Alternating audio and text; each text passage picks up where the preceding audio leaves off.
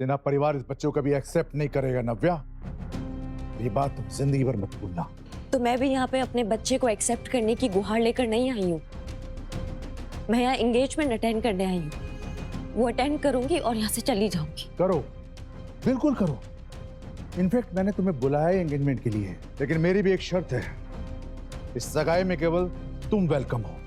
ये बच्चा उस इवेंट में नहीं आ सकता। और मैं तुम्हारी वजह से और बेइज्जती सहन नहीं कर सकता। तो ठीक है, ये एंगेजमेंट आप सबको ही मुबारक हो। कांग्रेचुलेशंस कनिका एंड ऋषि। नव्या अपने पापा से मिलने जरूर आई थी, पर उसे ये एहसास हो गया था कि अब उसे इस परिवार से दूर ही रहना चाहिए। ऋषि ने नव्या से उस रात के बारे में बात करनी शुरू कर दी।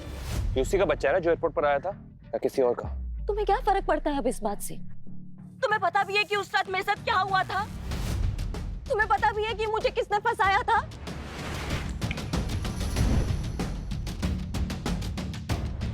बोलो क्या हुआ था उस रात?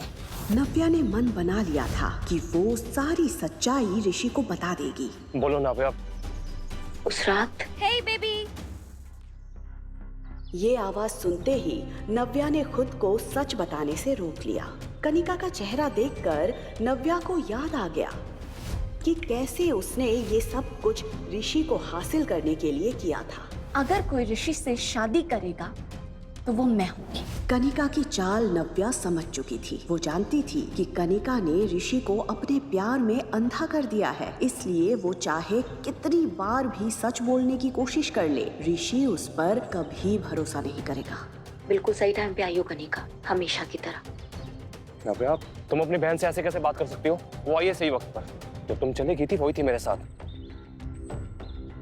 जो तुमने तोड़ दिया था उसी ने जोड़ा। तुम्हें उसे थैंक्स कहना चाहिए।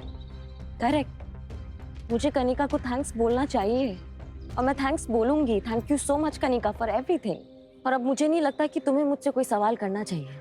आप दोनों की सगाई हो रही है ना, तो आप दोनों खुश रहिए and please for God sake leave me alone.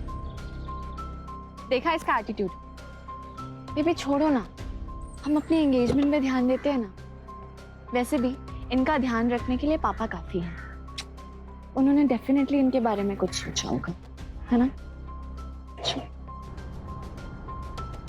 इस नाजायज औलाद को तुम्हारी मेरे पास लाने की हिम्मत कैसे हुई? जो मेरा ग्रैंडसन नहीं है और ना ही कभी हो सकता है। सगाई में केवल तुम वेलकम हो। ये बच्चा उस इवेंट में नहीं आ सकता। मम्मा, नानू नहीं चाहते हैं ना कि मैं पार्टी में आऊं? मेरा बच्चा। उसकी उम्र भले ही कम थी,